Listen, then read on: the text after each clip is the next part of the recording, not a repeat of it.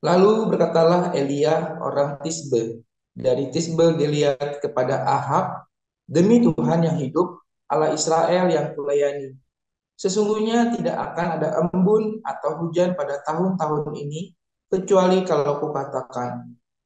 Kemudian datanglah firman Tuhan kepadanya, pergilah dari sini, berjalanlah ke timur dan bersembunyilah di tepi sungai Kerit, di sebelah timur sungai Yordan. Engkau dapat minum dari sungai itu dan burung-burung gagak telah kuperintahkan untuk memberi makan engkau di sana. Lalu ia pergi dan ia melakukan seperti firman Tuhan. Ia pergi dan diam di tepi sungai Kerit di sebelah timur sungai Yordan. Pada waktu pagi dan petang, burung-burung gagak membawa roti dan daging kepadanya, dan ia minum dari sungai itu. Tetapi sesudah beberapa waktu, sungai itu menjadi kering, sebab hujan tiada turun di negeri itu. Maka datanglah firman Tuhan kepada Elia, bersiaplah pergi ke Sarfat yang termasuk wilayah Sidon, dan diamlah di sana. Ketahuilah aku telah memerintahkan seorang janda untuk memberi engkau makan. Sesudah itu ia bersiap, lalu pergi ke Sarfat. Setelah ia sampai ke pintu gerbang kota itu, tampaklah di sana seorang janda sedang mengumpulkan kayu api. Ia berseru kepada perempuan itu, katanya, cobalah ambil bagiku sedikit air dalam kendi, supaya aku minum. Ketika perempuan itu pergi mengambilnya, ia berseru lagi, cobalah ambil juga bagiku sepotong roti. Perempuan itu menjawab, demi Tuhan Allahmu yang hidup, sesungguhnya tidak ada roti padaku sedikit pun, kecuali segenggam tepung dalam tempayan dan sedikit minyak dalam buli-buli. Dan sekarang aku sedang mengumpulkan 2-3 potong kayu api. Kemudian aku mau pulang dan mengolahnya bagiku dan bagi anakku. Dan setelah kami memakannya, maka kami akan mati. Tetapi Elia berkata kepadanya, janganlah takut, pulanglah, buatlah seperti yang kau katakan. Tetapi buatlah lebih dahulu bagiku sepotong roti bundar kecil daripadanya, dan bawalah kepadaku. Kemudian barulah kau buat bagimu dan bagi anakku. Sebab beginilah firman Tuhan, Allah Israel. Tepung dalam tempayan itu tidak akan habis dan minyak dalam buli-buli itu pun tidak akan berkurang sampai pada waktu Tuhan memberi hujan ke atas muka bumi. Lalu pergilah perempuan itu dan berbuat seperti yang dikatakan Elia. Maka perempuan itu dan dia serta anak perempuan itu mendapat makan beberapa waktu lamanya. Tepung dalam tempayan itu tidak habis dan minyak dalam buli-buli itu tidak berkurang. Seperti firman Tuhan yang diucapkannya dengan perantaraan Elia. Sesudah itu anak dari perempuan pemilik rumah itu jatuh sakit dan sakitnya itu sangat keras sampai tidak ada napasnya lagi. Kata perempuan itu kepada Elia, apakah maksudmu datang kemari, ya abdi Allah? Singgahkah engkau padaku untuk mengingatkan kesalahanku dan untuk menyebabkan anakku mati? Kata Elia kepadanya, berikanlah anakmu itu kepadaku. Elia mengambilnya dari pangkuan perempuan itu dan membawanya naik ke kamarnya di atas dan membaringkan anak itu di tempat tidurnya. Sesudah itu ia berseru kepada Tuhan, katanya, ya Tuhan Allahku, apakah engkau menimpakan kemalangan ini atas janda ini juga yang menerima aku sebagai penumpang dengan membunuh anaknya? Lalu ia mengunjurkan badannya di atas anak itu 3 kali dan berseru kepada Tuhan, katanya, ya Tuhan Allahku, pulangkanlah kiranya nyawa anak ini ke dalam tubuhnya. Tuhan mendengarkan permintaan Elia itu, dan nyawa anak itu pulang ke dalam tubuhnya, sehingga ia hidup kembali. Elia mengambil anak itu, yang membawanya turun dari kamar atas ke dalam rumah, dan memberikannya kepada ibunya. Kata Elia, ini anakmu, ia sudah hidup. Kemudian kata perempuan itu kepada Elia, sekarang aku tahu bahwa engkau abdi Allah, dan firman Tuhan yang engkau ucapkan itu adalah benar. Demikian firman Tuhan.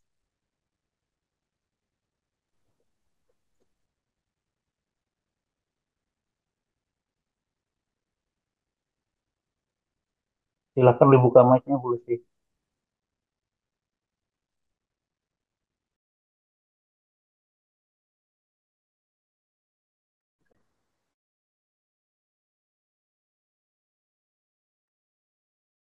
Silakan Bu Lucy dibuka lagi.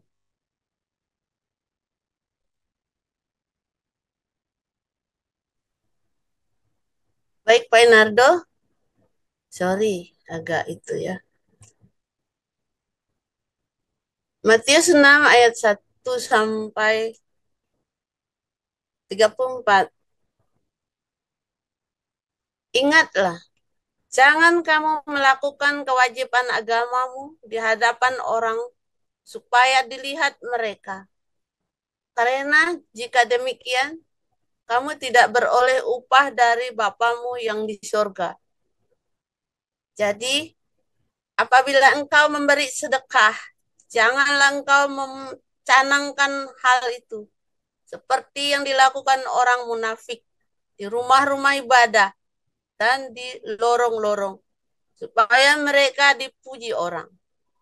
Aku berkata kepadamu, sesungguhnya mereka sudah mendapat upahnya. Tetapi jika engkau memberi sedekah, janganlah diketahui tangan kirimu apa yang diperbuat tangan kananmu. Hendaklah sedekahmu itu diberikan dengan tersembunyi. Maka Bapamu yang melihat yang tersembunyi akan membalasnya kepadamu. Dan apabila kamu berdoa, janganlah berdoa seperti orang munafik. Mereka suka mengucapkan doanya dengan berdiri dalam rumah-rumah ibadat dan pada tikung-tikungan jalan raya supaya mereka dilihat orang. Aku berkata kepadamu, sesungguhnya mereka sudah mendapat upahnya. Tetapi jika engkau berdoa, masuklah ke dalam kamarmu, tutuplah pintu, dan berdoalah kepada Bapamu yang ada di tempat tersembunyi. Maka Bapamu yang melihat yang tersembunyi akan membalasnya kepadamu. Lagi pula, dalam doamu itu, janganlah kamu bertele-tele, seperti kebiasaan orang yang tidak mengenal Allah. Mereka menyangka bahwa karena banyaknya kata-kata doanya akan dikabulkan. Jadi, janganlah kamu seperti mereka, karena Bapamu mengetahui apa yang kamu perlukan sebelum kamu minta kepadanya. Karena itu, berdoalah demikian. Bapa kami yang di sorga, dikuduskanlah namamu, datanglah kerajaanmu, jadilah kehendakmu di bumi seperti di sorga. Berikanlah kami pada hari ini makanan kami yang secukupnya. Dan ampunilah kami akan kesalahan kami. Seperti kami juga mengampuni orang yang bersalah kepada kami. Dan janganlah membawa kami ke dalam pencobaan. Tetapi lepaskanlah kami daripada yang jahat. Karena engkaulah yang empunya kerajaan dan kuasa dan kemuliaan sampai selama-lamanya. Amin. Karena jikalau kamu mengampuni kesalahan orang, Bapamu yang di sorga akan mengampuni kamu juga.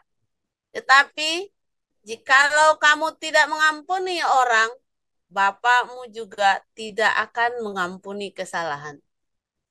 Dan apabila kamu berpuasa, janganlah muram mukamu seperti orang munafik, karena mengubah air mukanya supaya orang melihat bahwa mereka sedang berpuasa. Aku berkata kepadamu, sesungguhnya mereka sudah mendapat upahnya.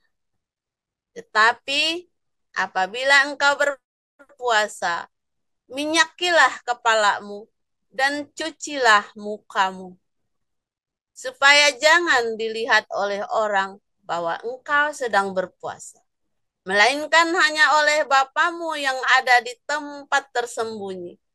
maka Bapamu yang melihat yang tersembunyi akan membalasnya kepadamu. Janganlah kamu mengumpulkan harta di bumi.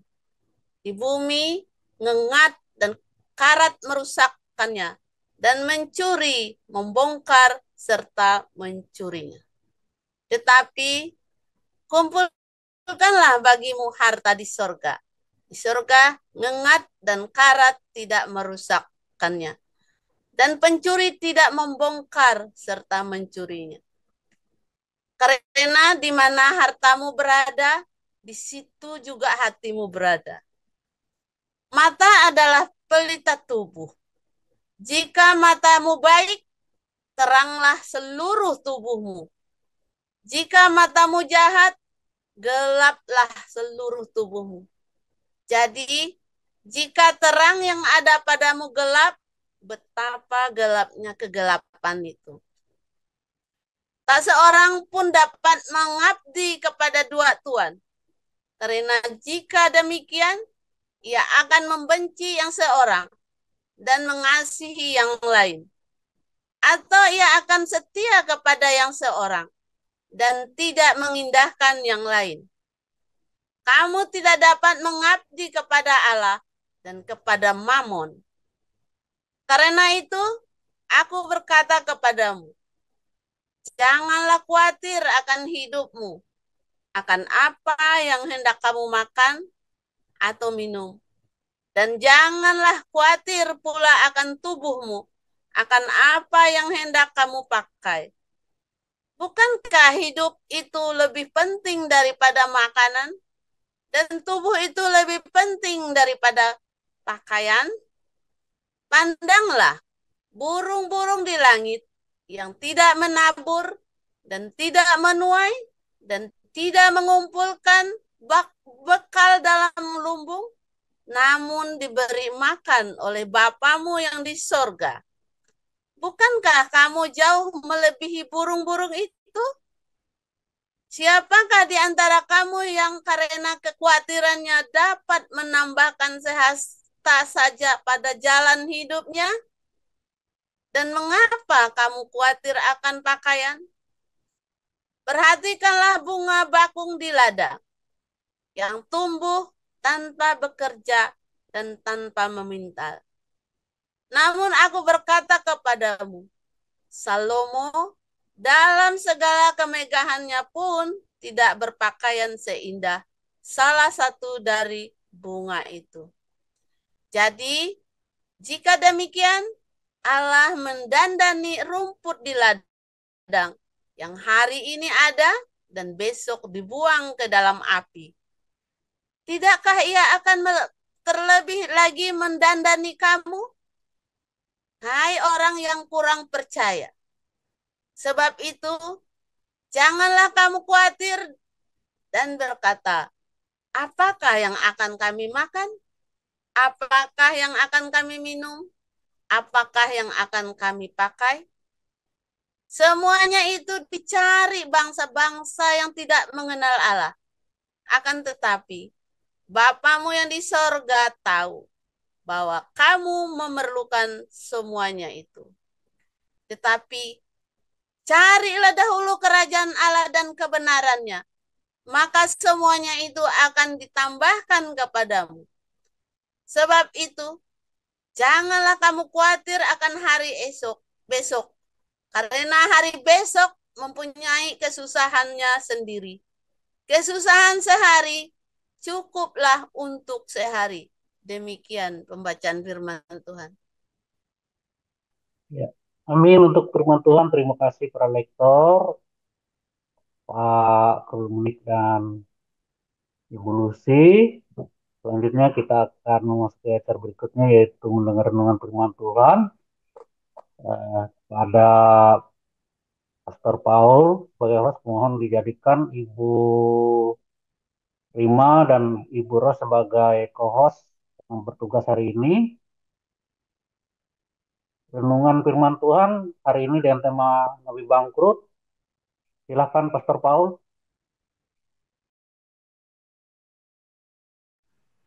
Haleluya, firman Tuhan selalu baru setiap hari ketika kita menantikan Tuhan dengan penuh cinta, dengan pengharapan. Jangan putus asa, jangan berhenti berbuat baik. Ya, sekalipun rasanya kok, waduh, udah capek ya, saudara tiap hari fitnah, dicaci maki, mungkin ya.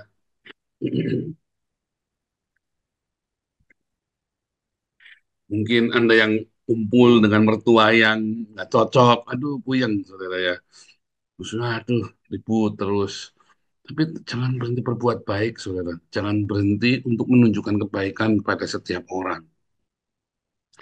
Mulai berhenti berintrik, ya, apa adanya. Nanti kamu menang, ya, dikit lagi, ya.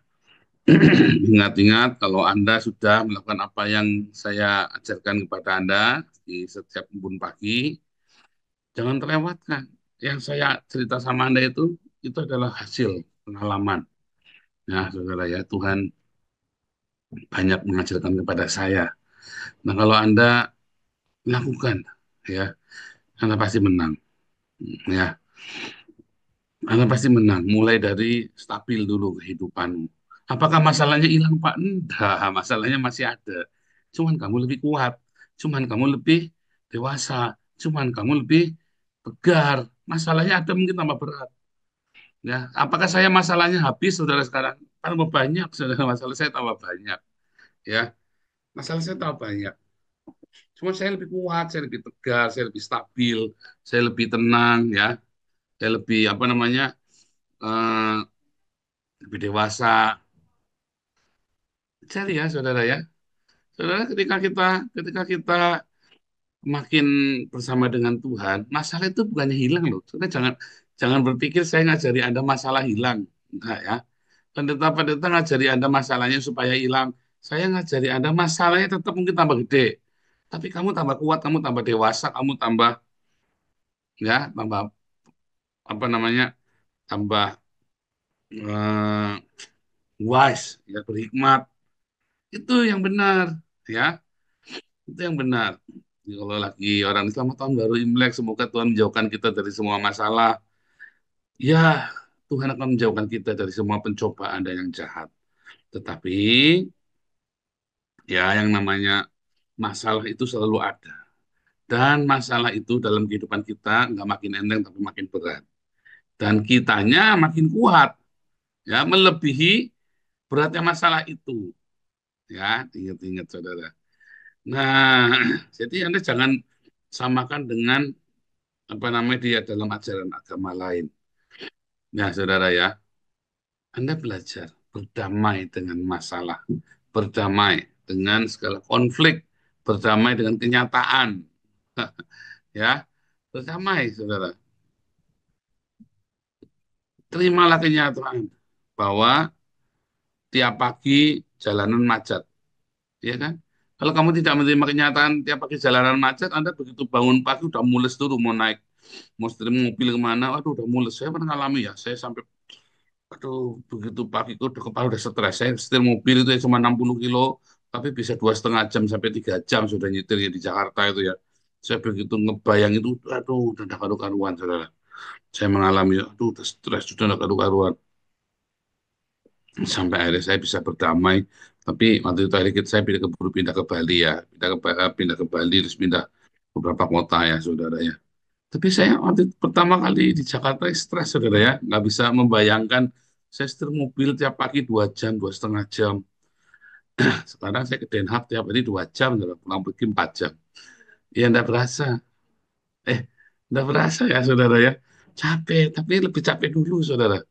Lebih capek zaman saya di Jakarta, tiap hari 2 jam, 2,5 jam, padahal dari rumah ke kantor cuma 60 kilometer. Sekarang dari rumah ke Den Haag itu 180 kilometer, saudara. Tetapi saya semakin tenang, nyetirnya tidak gemerungsung, ya kan? Lebih ruster, lebih lebih pelan, ya, lebih dewasa, ya, itu ya, saudara ya. Nah, saudara, saudara ada satu yang menarik, ya, saudara ya. Ada satu yang menarik dari kisah Elia. Elia ini mengalami satu kegagalan, saudara. Takut dia ya, mau dibunuh, ya. Ini mengalami satu apa namanya eh, ketakutan yang luar biasa ketika dia mau dibunuh sama Ratu Isabel, saudara ya. Banyak orang ya mengalami perkasaan di dalam kehebatan, kesuksesan dalam pelayanannya, tapi hidupnya gagal. Tetapi takut, saudara, dengan sesuatu, ya.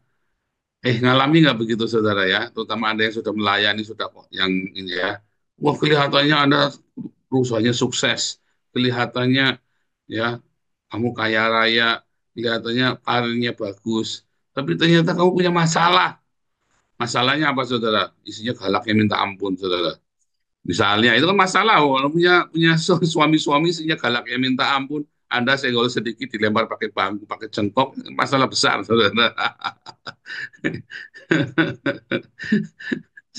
Saya dulu di Palembang punya anak buah, kepala kepala produksinya ya, kepala apa namanya, kepala pabriknya itu, ya, dia takut sama istrinya, saudara ya. Jadi kalau udah ngamuk tuh ya, waduh, saya sampai kaget ya, kamu sampai disamperin ke kantor ya, saudara ya. Sampai tahu Pak, jangan gitu, Pak. Ada saya, masa dia tidak respect sama saya, tidak boleh gitu, Pak. Saya tidak mau, Pak, tidak boleh. Jangan masalah rumah tanggamu dibawa ke kantor.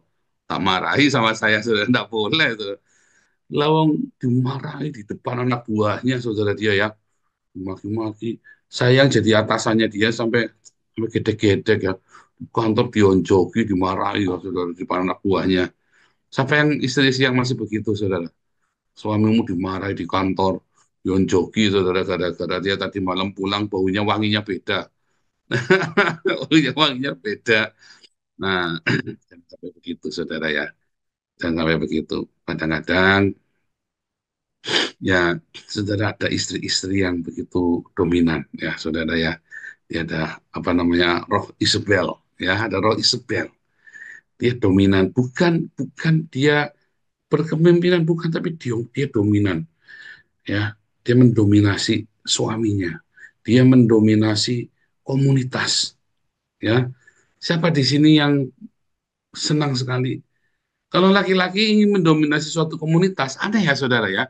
Kalau seorang laki-laki berambisi lalu ingin mendominasi di gereja, memimpin atau memimpin memimpin jemaat, atau dia apa namanya memimpin ya, atau pokoknya jadi ini ya, jadi panutan di jemaat. Kok nggak aneh ya, saudara ya? Saya bukannya anti gender, bukannya. Tapi kalau ada perempuan berani begitu, saudara, itu itu bahaya, saudara. Itu bahaya, roh Isabel ya. Roh Isabel itu perempuan-perempuan yang semua dihajar, mau dimaki-maki, itu roh Isabel, saudara ya. Semua asal dia tidak suka dilabrak, saudara. Itu roh Isabel. Siapa yang punya spirit asal kamu tidak suka kamu labrak, saudara? Itu roh Isabel, saudara ya. Yang di Wahyu itu ya, roh Isabel.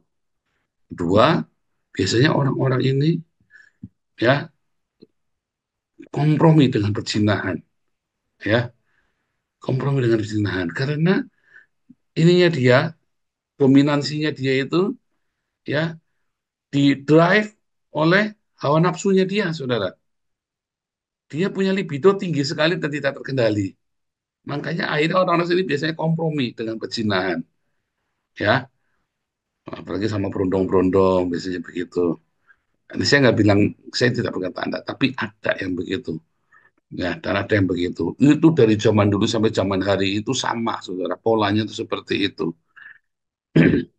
Ya, udah dominan, dia semuanya pengen diatur sama dia, ya. Dan yang paling parahnya itu tadi terakhir dia mengkompromi dengan perzinahan karena memang dia didrive oleh libidonya dia yang tidak terkendali. Nah, itu hati-hati ya, saudara ya. Anda yang begitu merasa seperti itu, Anda ambil puasa sama Tuhan. Ambil puasa beberapa hari. Tenangkan, ya, apa, cooling down. Ya, cooling down, ya. Nah, itu ya. Jadi Nah, si Nabi Elia hanya ketakutan terbirit-birit, saudara. Saya jadi ingat nabinya si Ono, saudara ya. Nabinya si Ono itu kan bangkrut ya, saudara ya. Bangkrut lalu kabur, saudara. Bangkrut lalu kabur dari Mekah ke Madinah, saudara.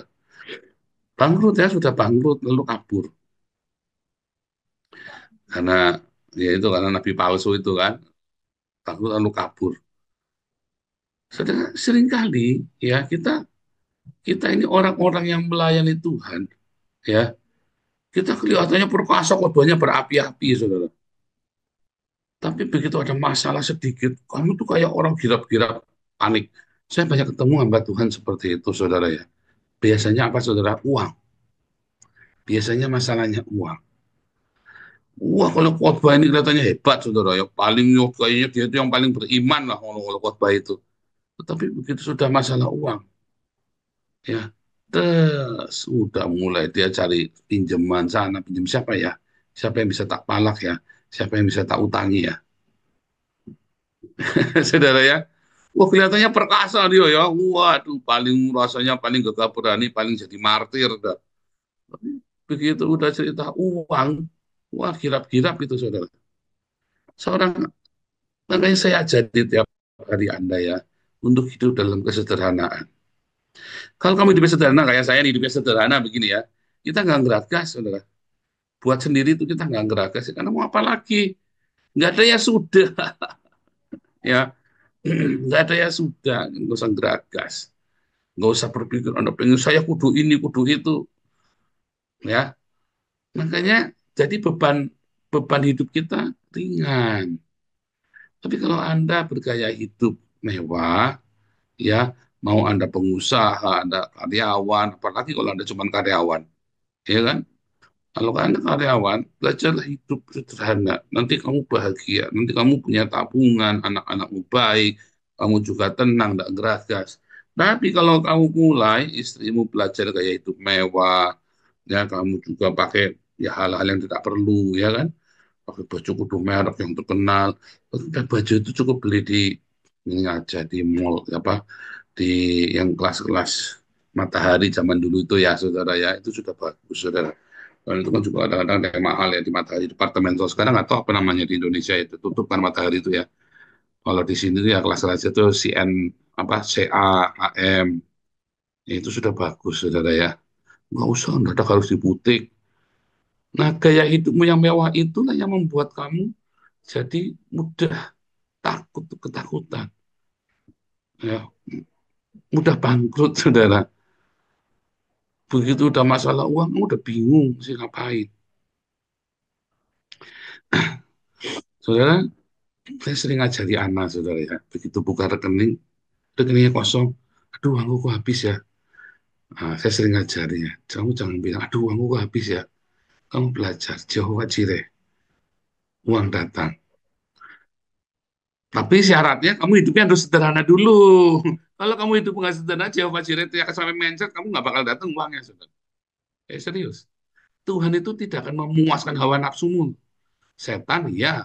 Tuhan itu tidak akan memuaskan hawa nafsumu. Kamu Jehovah Jireh teriak-teriak supaya uang datang. Nggak akan, saudara. Kalau kamu hidupnya sederhana, kalau kamu disiplin dalam kehidupan, kamu tidak suka pamer, dan uang itu benar-benar habis karena kamu sudah berdiakonia, kamu sudah apa ya, dan kamu tiba-tiba ada kebutuhan dadak anakmu mau bayar kuliah misalnya, kamu teriak Jehovah Jireh, uang datang beneran. Jangan berpikir oh nanti bosmu yang kasih, jangan berpikir oh nanti tiba-tiba aku naik pangkat, jangan berpikir seperti itu. Kamu pikirnya harus out of the box. Jangan tanya Tuhan bagaimana caranya. Jangan, saudara. Kalau kamu lagi dalam kondisi kepepet, kamu jangan kayak Nabi kesurupan terus kabur ke sana kemari, saudara ya. Tenggelam, petang hilang, terus Anda mulai malak sana, malak sini, cari utangan sini. Jangan belajar. Kamu pakai satu, kamu hidupmu sudah sederhana, simple. Kamu jangan suka pamer. Belajar beli barang-barang yang secukupnya, ya. Setelah kamu yakin kamu sudah hidup benar, kamu teriak Jehovah Jireh. Jangan kamu tanya uang itu dari mana. Kamu tiba-tiba kamu lihat di ATM bisa tiba-tiba ada uangnya. Serius kamu coba malam pagi ini kamu buktikan sekarang kalian semuanya lagi dalam kebutuhan ya. Tapi syaratnya kamu hidupmu sederhana. Kalau hidupmu termewah-mewah, Tuhan tidak kasih juga ngapain? Kamu kasih Taurat diajar dulu saudara, biar kamu rendah hati dulu. Tapi kalau kamu sudah hidupmu sederhana, memadankan diri, kamu teriak. Ya, Elia itu lari ke padang gurun itu, ya kan? Yang melihara kan gagak. Jangan nanya di mana di padang gurun apa, ya. Yang pelihara burung gagak, kamu jangan pernah bertanya caranya Tuhan. Tuhan yang dikirim-kirim tiba-tiba kirim burung gagak, tiba-tiba jatuhin emas 1 gram atau 1 ons gitu ya. Kamu nggak tahu loh saudara. Kamu jangan bilang mustahil, kamu jangan berkata mustahil, saudara. Ya, karena kamu terlalu bodoh. Kamu ingin mendikte Tuhan bagaimana cara Tuhan menolong kamu. Makanya kamu akhirnya malah nggak dapat pertolongan dari Tuhan. Kamu mau intervensi, nggak usah. Yang penting kamu sudah hidupnya sudah benar. Yang penting kamu jaga hidupmu di dalam kebenaran. Yang penting kamu hidup sederhana. Allahku akan memenuhi segala keperluanku menurut kekayaan dan kemuliaannya. Ya, saudara jangan takut. Jangan tanya bagaimana caranya. Dan kamu tidak akan pernah bangkrut. Kamu tidak akan pernah habis. Tuhan akan pelihara kamu, saudara. Tuhan akan pelihara. Anda coba pagi ini teriak, Jehovah Jireh. Sampai di sini yang berhasil udah kosong. Siapa di sini yang anaknya mau bayar sekolah Anda nggak punya uang? Siapa di sini yang ya tagihan jatuh tempo ya sudah terlanjur cicilan rumah terlalu besar ya Anda nggak salah ngambilnya ya atau Anda ada dalam usahamu lagi macet saat ini lagi kepepet ya. Saudara kalau yang lagi usaha, lagi bisnis, kamu kepepet masalah uang, kamu jual dulu saudara asetmu. Yang mewah-mewah itu yang menjadi beban kamu jual dulu. Jangan bilang Jehovah Jireh dulu, salah saudara. Jehovah Jireh itu kamu teriak, kalau kamu itu mobil mewah, mudah kamu jual, kamu mau lagi bisnis, belum stabil, jangan pernah beli mobil mewah, saudara. Jangan pernah beli mobil mewah, belilah mobil yang sederhana. Ya, yang nggak mau gok, mungkin sederhana. Ya, jangan pernah sok-sokan, usahamu belum lancar, kamu kredit sampai puluhan juta, jangan, saudara. Bodoh kamu. Terus kamu teriak Jehovah Jireh, Tuhan sediakan. Tidak akan. Jangan ngomong iya, tidak akan, saudara. Cara Tuhan bekerja Jehovah Jireh itu Allahku akan memenuhi keperluanku menurut kekayaan dan kemuliaannya, tapi bukan keinginanmu. Tapi kalau kamu sudah hidup sederhana, Anda pengusaha, hidupmu sederhana, tapi kamu ada salah langkah, kamu teriak Jehovah Jireh. Kalau perlu kamu jual tanahmu dulu, kamu jual asetmu dulu, salah. Dah, selesai, masih mepet, kamu teriak Jehovah Jireh yang keras. Sepakat dengan istrimu, 2 atau 3 orang, 2 itu suami istri, atau 3 orang sama anakmu, teriak sama-sama, Jehovah Jireh, Tuhan sediakan. Ya, Tuhan sediakan. Coba, kamu jangan tidak percaya, lakukan. Ya, jangan lupa kalau sukses, ya, sukses fee-nya kasihkan ke Damari sama Ambun Pagi. Haleluya. Tuhan Yesus berkati.